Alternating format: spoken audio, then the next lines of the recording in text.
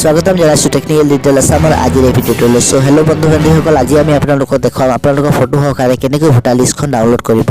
কিয়নো আমাৰ ভোটাৰ লিষ্টখন বিশেষ কামত দৰকাৰ হয়।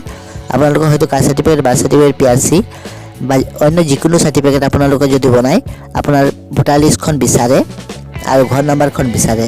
আপোনালোকে যদি ভোটাৰ লিষ্টখন নাই তেনেহ'লে আপোনালোকে হয়তো ৱাৰ্ড মেম্বাৰ, সেক্ৰেটাৰী, প্ৰেছিডেণ্ট অথবা গাঁওবুঢ়াৰ ওচৰত গৈ ভোটাৰ লিষ্টখন আনিবলগীয়া হয়।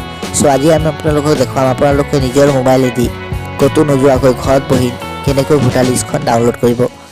সো ডাউনলোড কৰিব হ'লে প্ৰথমে আপোনালোকে আপোনাৰ ক্ৰম ব্ৰাউজাৰখন অপেন কৰিব। ক্ৰম ব্ৰাউজাৰখন অপেন কৰাৰ পাছত আপোনালোকে সাৰ্চ বাৰত টাইপ কৰিব ceoassam.nic.in।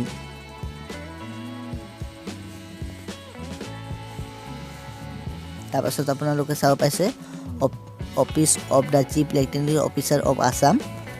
ইয়াত আপোনালোকে চাব পাইছে PDF ইলেক্ট্ৰনিক ৰুল। ইয়াত আপোনালোকে ক্লিক কৰিব।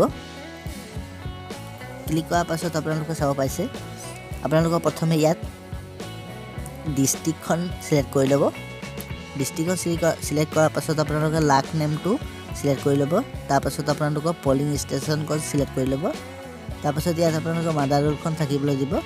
ইয়াত আপোনালোকে চাব পাইছে 12 + 4 = কিমান হ'ব, তলত আপোনালোকে বহুৱাই দিব।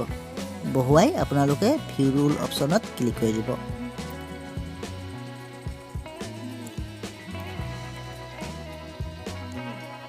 মই ফিল আপ কৰি লৈছোঁ।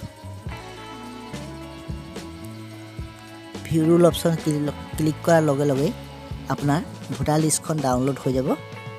আপোনালোকে চাব পাইছে ভোটাৰ লিষ্টখন 2023 এইখন 2023 চনৰ ভোটাৰ লিষ্টৰ তালিকা হয়। ইয়াত আপোনালোকৰ ভোট কেন্দ্ৰৰ গোটেইবোৰ তথ্য ইয়াত চাব পাব।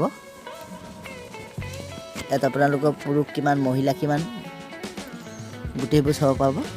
তাৰপাছত আপোনালোকে তলত স্ক্ৰল ডাউন কৰিলে আপোনালোকে চাব পাব যে আপোনালোকৰ ভোটাৰ লিষ্টখন ফটো সহকাৰে ডাউনলোড হৈ